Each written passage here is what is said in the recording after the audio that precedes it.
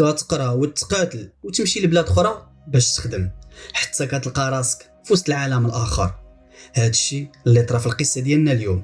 الا كنتي كتخاف كنصحك بلا ما تكمل الفيديو. انا عثمان وشكرا بزاف على الدعم ديالكم، كتشجعوني نحط فيديوهات اكثر.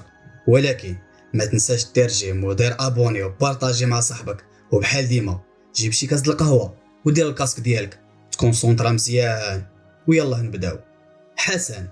حسن مهندس في شركه ديال البترول في وحده من الدول الافريقيه، وهو من جنسيه عربيه. كان واحد الانسان اللي كالم بزاف، ماشي النوع اللي كيهضر بزاف، خصوصا ان الناس تما عندهم لغتهم وقليل اللي كيعرف اللونجلي. المدينه اللي كان ساكن فيها حسن كانت كبيره شويه، واخا هكاك هو ما كانش عنده الصحاب وحتى من الجيران، كل واحد والدين ديالو، كل واحد ولغته. تقدروا دابا تكونوا خديتوا فكره على حسن. هو ديك الشخص اللي حدودي بزاف وغادي جنب الحيط.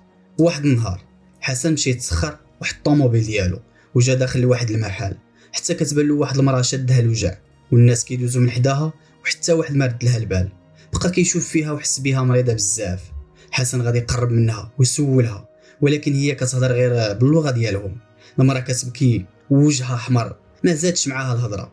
ركبها في طوموبيلته وديريكت للسبيطار. الحمد لله قدر يعتقها.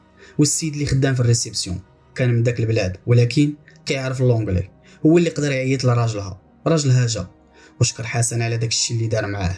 حسن كيقول ما عمرني شفت شي راجل واللي حسيت بديك الهبه بحال اللي عنده. هو انسان نورمال، طويل شويه وضعيف، ولكن ملي كتشوفه داخل ولا كيهضر معاك كتحس به قوي وعليه واحد الهبه في شكل، وخا من شكل لباسو كيبان ما فحالوش. المهم السيد غادي يقول له والو، هاد الليله تمشي معايا، انت باينه فيك غريب وما عندك صحاب ودرتي معنا هاد الخير، على الاقل نضيفوك عندنا شي ايامات وانت متاكد غادي يعجبك الحال.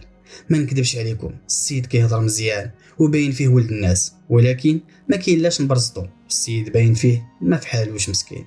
حاولت نتهرب ولكن هو ما طلق مني حتى مشيت معاه، وفي الصراحه كون غير ما مشاش معاه. كيقول حسن بقينا غاديين حتى خرجنا من المدينه شويه بحال دوار جاي في التالي ديال المدينه. وصلنا تقريبا مع الوقيته ديال المغرب، كان الظلام وكيبانوا لك شي ضواو بعاد ديال الديور راكم عارفين. دخلنا لداك الدار واللي كيف توقعت كانت على قد الحال. بقيت كنفكر باللي غير حشمتهم دابا وغادي ينوضوا يكلفوا راسهم. مول الدار قال لي ارتاح مع راسك دابا، مازال عندنا ما يدار. انا الصراحه ما ديت ما جبت وقلت يمكن هكا كيرحبوا بالضياف. المهم حطوا لي دجاج وشي خضره معاه، وانا ما نكذبش عليكم ما عرفت شنو الديانه ديالهم، واش داك الشيء مذبوح ولا لا. وقلت بلا ما نحرجوا ناكل غير الخضره، ولكن هو غادي يقول لي راه الدجاجه مذبوحه غير زيد. انا الصراحه تصدمت وما عرفتوش كيفاش عرفني فاش كنفكر وخفت نسولو. وحتى هو ما زاد حتى كلمه. كلينا وجلسنا وعاود شكرني على داك الشيء اللي درتو معاه. انا بغيت نمشي ولكن ما خلانيش، قال لي حتى الصباح وسير. وزيدون حنا مازال ما درنا معاك الواجب. انا شكرتو في نفس الوقت قلت مزيان، انا اول مره نجي لهنا والليل والظلام ما كتعرف شنو ممكن يوقع. المهم حنا هكاك ومول الدار قال لي اجي معايا اجي تشوف التحف اللي عندنا. مشيت معاه على نيتي، وداك الشيء اللي غادي نشوف يا ربي السلامه.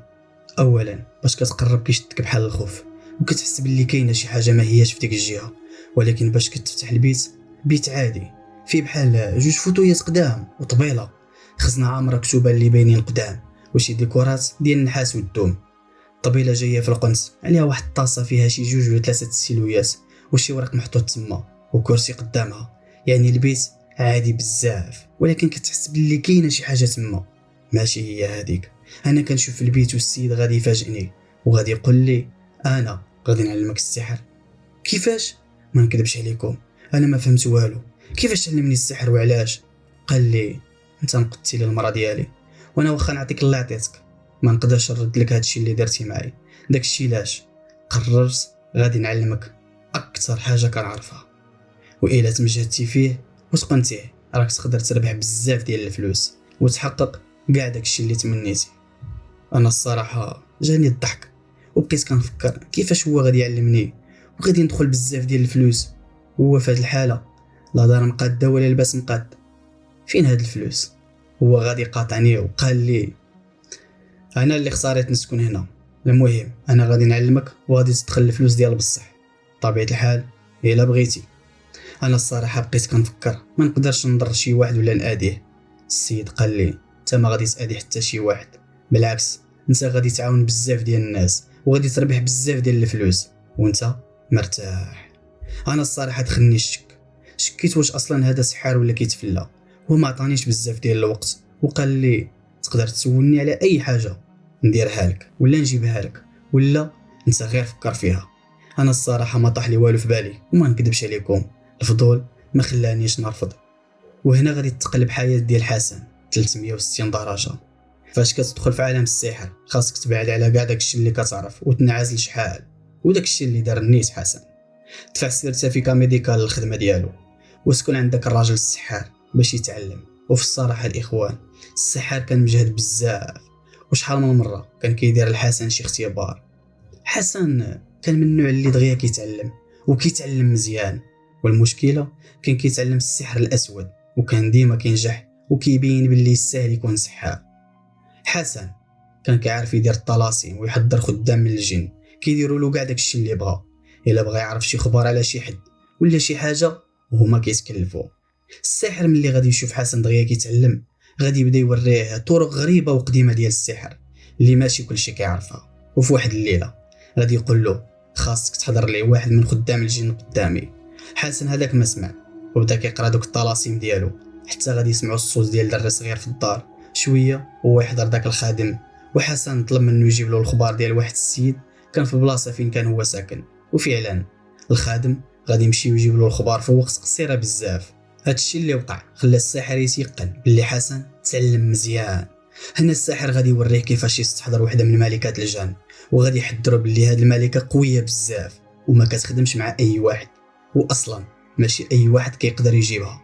ووصاه الا خدم معاها خاصو يدير داكشي اللي كتقول له بالحرف، ما يزيد ما ينقص، حيت هي كتعطيك كاع داكشي اللي بغيتي ولكن خاصك دير لها داكشي اللي بغات بالضبط. حسن فرح بزاف. عرفتي باش تكون عندك ملكه الجن ودير لك اي حاجه راه خاص تكون بصح مجهد. السحار خلى حسن ودخل لواحد البيت، جاب واحد الصندوق قديم ديال العود وجا لعنده. ولداخل الصندوق كتلقى جلد ديال الحيوان عامر بالطلاسم. السحار غادي يجبدو وقال له هذه الملكه شارمه ووحده من اقوى ملكات الجن، راه بقوه ما هي قويه ما كيقدروش الجن يزيدوا معاها، يعني راني كنعطيك قوه كبيره بزاف اللي غادي تغنيك الا درتي داكشي اللي قالت. حسن فرح وعرف باللي السحار عطاه كنز كبير. السحار هنا غادي يعاود يوصيه باش يطبق داكشي اللي تعلمه بالحرف وما غادي يكون غير الخير. حسن غادي يشكر السحار وغادي يرجع للمدينه باش تبدا مغامره اكبر سحار في المنطقه. فعلا حسن رجع لخدمته وفي الليل كان كيستحضر خدام وكيبقى يسولهم على اخبار الناس واش هضروا فيه واش قالوا عليه شي حاجه. حسن ما كانش عنده شي طلب اخر ديك الساعه، داكشي علاش الطلبات ديالو كانوا بساطو بزاف والهدف منها يشد الحرفه مزيان. حسن غادي يبقى مكمل في الخدمه ديالو وهنا فين غادي يتعرف على واحد السيد حتى هو مهندس بحالو وغادي يوليو صحاب كيخرجوا كيضحكوا كيتهاودوا وكيقصروا. راكم عارفين الشباب. واحد النهار هما مقصرين كيشربوا غادي يجبدوا موضوع العالم السفلي والسحر. حسن غادي يقول لصاحبه انا عندي مع هذا الشيء وكنديروه باش نعاون الناس ونحلهم المشاكل ديالهم وما كاينش شي مشكل توقف في وجهي. صاحبو غادي ينقز وغادي يقول له عرفتي فلان فرتلان؟ قال ليه قال له هذاك راه شاد النص ديال المدينه كلشي كيعرفوه وكيحترموه وكيضرب له 1000 حساب. قال له الله يا ودي راني عرفته مالو. قال له هذاك السيد عنده مشكل ولا قدرتي تعاونوا راه تقدر تربح الغرق ديال الفلوس. حسن فكر مزيان ولا غد ليه مشى تلاقى به. وغير باش نحطكم في الصوره السيد قصير ولكن باين عليه الفلوس. حسن غادي يعرف من بعد انه باترون ديال المخدرات والسلاح وحاكمها في داك الجهه كامله. حسن باش هضر معاه قال له انا روحاني وعندي مع هذا الشيء، شنو المشكل اللي عندك؟ قال له انا جبت واحد السلعه حطيتها في الديبو من بعد ما بقاتش، اللي شفرها مات ولكن كان معاه شي واحد وهرب. حسن قال له واخا وانا فاش نقدر نعاونك؟ قال له بغيتك تعرف لي فين هي السلعه دابا اللي تشفرات وهذاك اللي شفرها فين كاين دابا. حسن سكت بقى ساكت شويه وقال له واخا اعطيني وصف ومعلومات على هذا السيد اللي هربان. فعلا داك الباترون غادي يعطيه كاع المعلومات اللي محتاجها وغادي يوعدو بواحد المبلغ خيالي الا قضى عليه الغرض. حسن ما غاديش يفكر جوج المرات وغادي يرجع للدار، غادي يدير الطلاسم ديالو ويحضر الخدام ديالو وفي ظرف ساعه غادي يكون عنده البلاصه السلعه والشفار. حسن لا غد ليه غادي يمشي عند الباترون وغادي يعطيه خبار الشفار والسلعه. الباترون في البلاصه غادي يوصل الخدامه ديالو باش يتاكدوا من الخبار اللي غادي يصدق بصح. الباترون غادي يوفي بداك الشيء اللي وعد حسن وغادي يعطيه واحد المبلغ كبير. حسن بقوه الفرحه ما غاديش يتيق. الفلوس اللي كانوا في يديه كانوا كيسواو عامين ديال الخدمه وتماره. 8 عامين شدها في ساعه. حسن صافي غادي ياخذ قرار ما يبقاش مهندس ويبقى خدام روحاني، واللي عنده شي مشكل يحلوا له. وهكا بقى من بريكول لبريكول وتعرف وسط الناس. تخيلوا الاخوان، كان بريكول كيجيب له 8 عام حتى العامين ديال الخدمه، يعني السيد تعرف ديال بصح والناس كسروا عنده. حتى النهار اللي غادي يجي واحد الكليان اللي غادي يقلب له حياته صفاها على علاها. واحد النهار حسن جا عنده واحد الراجل اللي عنده رتبه كبيره في البلاد، شي مسؤول كبير وبين من النوع الفاسد اللي كيكون واكل فلوس الشعب وضارب يدو مزيان. المهم هاد السيد كان محتاج واحد الملف في المحكمه ولا كان غادي يدخل الحبس. وقال لحسن خاصك تجيب لي الملف في اقل من شهرين ولا حياتك غادي تسالى، حيت دابا عرفتي شي حاجه اللي ما خصكش تعرفها. حسن ما عرف باش تبلا، ما عرفش كيفاش غادي يدير لها. هادشي كبير عليه وممكن يمشي فيها الا ما قدروش الغرض. حسن هنا تفكر ديك الملكه ومشى جبد المخطوطه ديالها والطلاسم اللي تما وبدا كيتفكر الهضره ديال السحار اللي علمو نهار الاول. وما فكرش بزاف، ركب في الطوموبيل وش الطريق عند داك السيد. المشكله غير وصل لقى الدار كلها مخربه، الدار باينه بحال شعلات فيها العافيه وتحرقات وما بقاش الاثار لا ديال السحار ولا عائلته. حسن غادي يسول الجيران شنو وقع، والجيران غادي يجاوبوه بلي واحد الليله الشتا كانت خيط من السماء وكان البرق والرعد، حتى غادي تنزل واحد الصاعقه من السماء غادي تضرب الدار وما فيها، وكاع اللي في داك الدار ماتوا محروقين. حسن ما غاديش يعجبو الحال حيت كان باغي يعرف كثر على ملكه شالما باش يقدر يستحضرها وينقذ راسو. حسن غادي يقرر واخا هكاك غيزعم ويستحضرها، وقبل ما يبدا كان خاصو يصوم 21 يوم يشرب غير الماء والزبيب. خاصو يبقى بوحدو هاد المده كامله في شي بلاصه مطرفه ولا خارجه على المدينه، ما يخرج ما يدرج، وبطبيعه الحال ما يدوش ما يغسل. وعاد كل نهار بخور في شكل على حسب كل نهار. كان كل نهار كيقرا الطلاسم وكيأدي القسم وهو واقف ضد اتجاه القبله. نهار 20 غادي يكون ضروري ما يدير العهد، هو بحال كونطرا ما بينه وما بين الملكه، التعهد اللي ما عمرو كيتسالى. كنهضروا هنا على ملكه ماشي اي خدام. نهار 21 السحار كان خاصو يعاود نفس الطقوس ويزيد يقرا شي طلاسم اخرى باش يحضر الملكه. الطلاسم كانت من 21 سطر، وحسن كلما كيقرا سطر كيحس بلي شي حاجه قويه جايه ليه. شويه من القنص ديال البيت غادي يبان ليه واحد الحنش كحل بقى كيتلوى.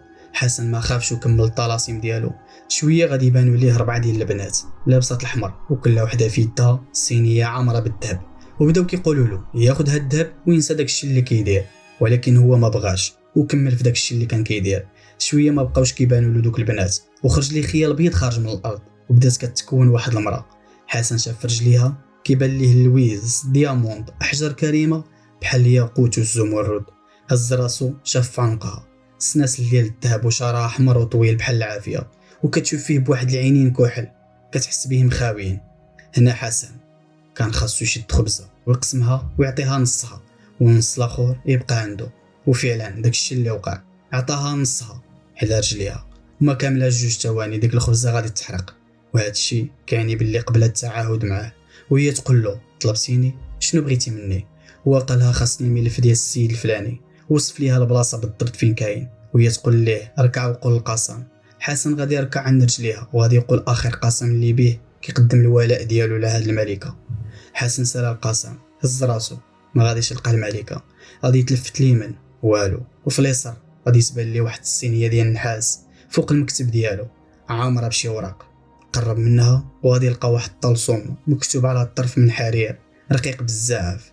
حسن مع التوب غادي يحس بالحريق، فاش غادي يشوف غادي يلقى راسو تجرح. المشكله ان الدم اللي خرج من يده شربو داك التوب. هنا عرف حسن باللي العهد كمل، وهاد الطلسم هو باش يقدر يجيب الملكه شالما، ولكن ما عرف شنو كيتسناه. حسن في داك السنيه نيت كنلقى شي ورق، وفاش قراهم غادي يلقاو هما نفس الوراق اللي كانوا في داك الملف، وداك السيد كان واقف عليهم. فعلا غادي يهز التليفون وعيط ليه باش يجي يدي وراقو. داك السيد غادي يفرح بزاف وعطاه واحد المبلغ اللي عمرو حلم به. حسن هنا بدا كيزيد يكبر الخدمه ديالو وتعرف كثر، لدرجة واحد النهار غادي يجي عنده واحد البيلوت كبير خدام مع الجيش ديالهم وشي كرات كبير النيت. هاد السيد ما كانش باغي خوه يخدم معاه حيت كانت بيناتهم شي عداوة قديمة. المهم جا عنده وقال له دير المستحيل باش ما يخدمش معايا وغادي نعطيك فلوس صحيحة. حسن كان في هاد الوقيته ولا كيخدم مع شالما حيت كانت دغيا كتقضي له الغرض ما كتعطلوش. المهم هي طلبت منه يجيب خنزير ميت ويشد الكبده ديالو يقطعها طراف صغار ويديرها في الشمس واحد المده معينه. موراها يشدها ويطبخها مع الماء ويقرا عليها شي طلاسم وديك الماء يعطيه البيلوت اللي خاصو يزيدو الخوه في الماكله. داكشي اللي دار. ومن بعد 5 ايام غادي يلقاو ديك خوه مليوح من واحد القنطره. داكشي اللي كلا خلاه يتلح من القنطره ويسالي حياته براسو. وعلى هاد الشيء حسن غادي ياخذ الزباله ديال الفلوس. حسن تشار كسر وبداو كيجيوها غير الكليان الصحيح. ولكن هاد الشيء ما غاديش يدوم بزاف حيت غير شويه من بعد غادي يوقع انقلاب في ديك البلاد والاغلبيه غادي يهاجروا وهو غادي يقرر يرجع لبلادو ويبدا هاد الشيء من جديد. ولكن داكشي اللي غادي يوقع له ما كيطيحش في البال.